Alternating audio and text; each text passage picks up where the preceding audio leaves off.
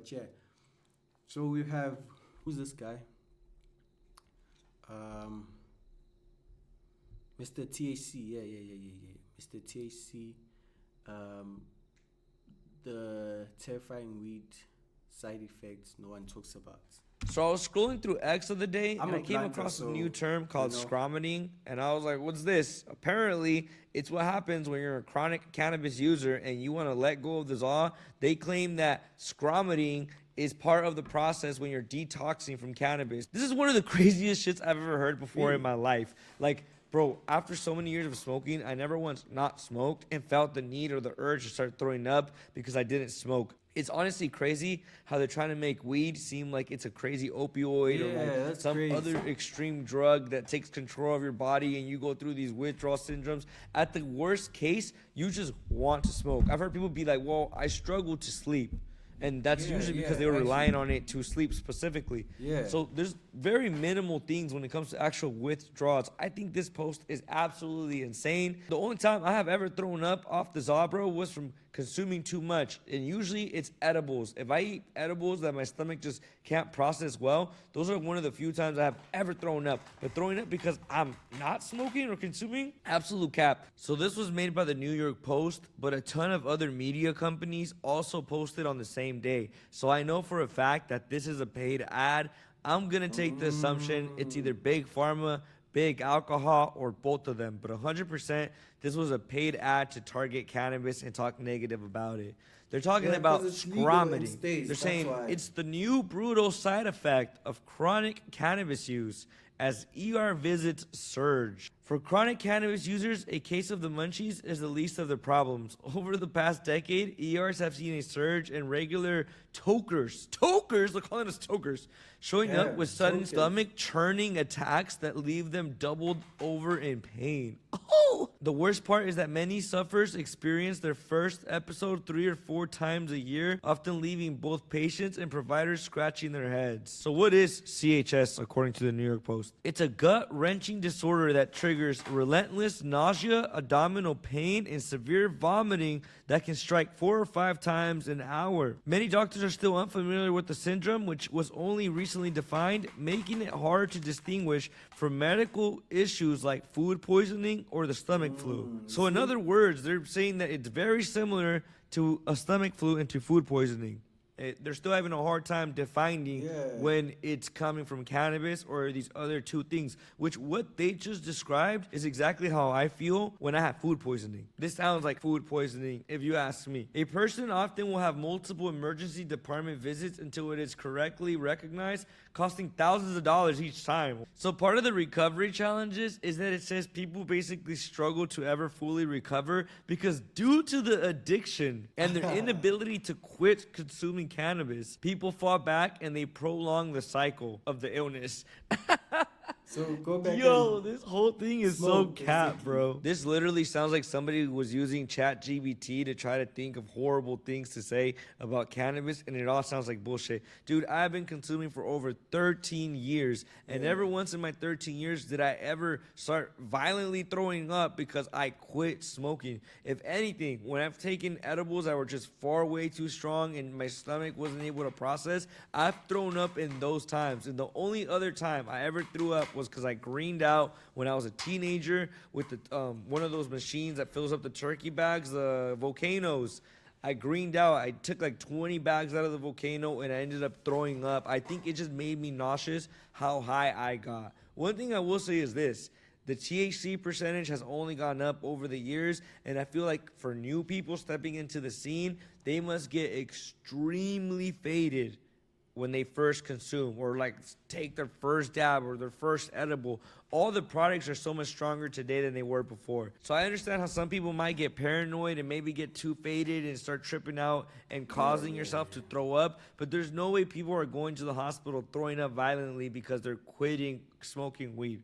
That just doesn't, I've never seen it once, bro. It's absolute bullshit. The common things I hear of like my friends that were also, you know, people that smoked a lot of weed and they stopped smoking or whatever. It's like, yo, I kind of struggled to sleep at first. Some people say they just miss it because they enjoy doing it. Yeah. Other people say that like they stress out more and they're not dealing with their stress as easy as before when the weed would kind of help them out. but nobody was ever like, yo, bro, I haven't been able to stop throwing up. Like, I'm just violently puking every single day. I think that's absolute freaking cap. And whoever is paying to fund this media is full of shit, man. And people should do their own research. Don't be sold on the propaganda you're being sold online. Like, you're seeing it. Don't fall for it, bro. The only violent thing that could ever happen to you while you're high on weed is that you might tear up some food. You know what I'm saying? You might violently eat that steak you've been saving in the fridge. That's about it.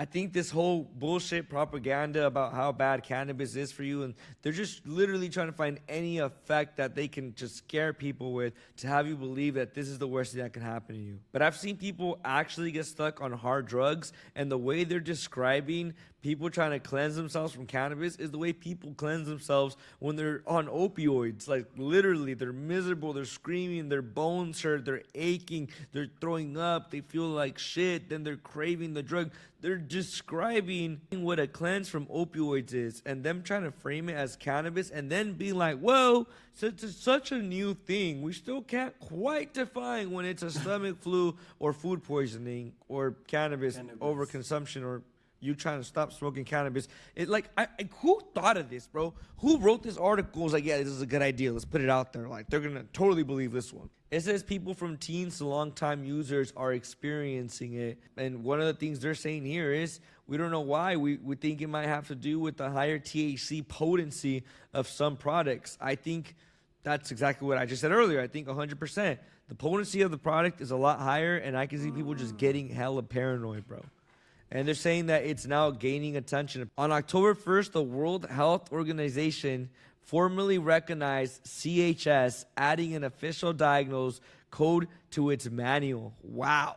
I think now they're just trying to find a way to formally create a diagnose that they can start keeping a statistic of. Any person that they can just claim has CHS is now going to go under this statistic. And like a year, 2 years, 3 years from now, they're going to be like, 1 out of every 10 people that come to the ER are coming because of cannabis. Like, they're just trying to create false information and false statistics, which isn't the first time in history people have done something like this. To be honest, I'm gonna tell you what it seems like right now, and I could be wrong, and I hope I'm wrong, but what it seems like right now is like the U.S. government is moving backwards. First they come and they ban hemp, and now they're seeming to kind of like attack cannabis, the regular market, through these ads claiming how bad it is for you and how much it's going to affect you. And you know people are going to believe it. They've done this before. This isn't the first time in history that they've thrown anti-weed.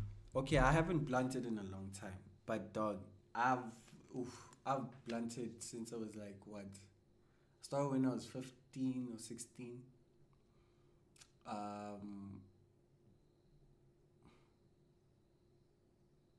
That's crazy.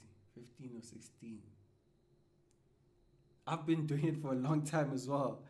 And never have I do up because of it. When I started it, your body reacts differently to everything when you start it, right?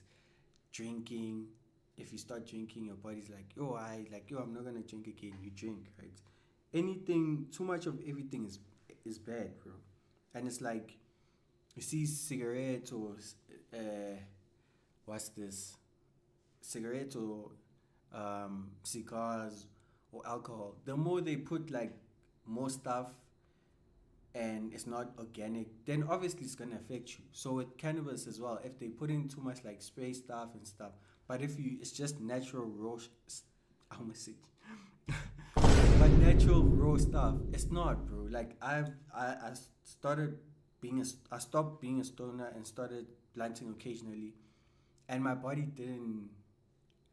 I don't know. Yes, it's taking out, like, in like your system if let's say you start working out, because now you weren't working out, but it's healthy, bro. It's the best thing ever. But too much of it, nigga. Propaganda told you don't do the reefer, like the reefer madness. Like, you're gonna end up like that Dare commercial, just like. And then he smokes. I'll tell you what, I've been in this industry so long, and it never fails to amaze me. It's like something new every 2-3 years. Something new happens, bro. Like, it went from illegal to medical, from medical to recreational, from recreational to shipping it federally legal across the country, to stepping away from that, to now going back in time, almost as if cannabis was the worst thing that happened to our society or something. Let me know your opinion down below in the comment section. It's your boy, Mr. THC. I'm out. So I was scrolling through. Nah, bro, it's straight cap. It's straight like bull. I'm not gonna lie to you.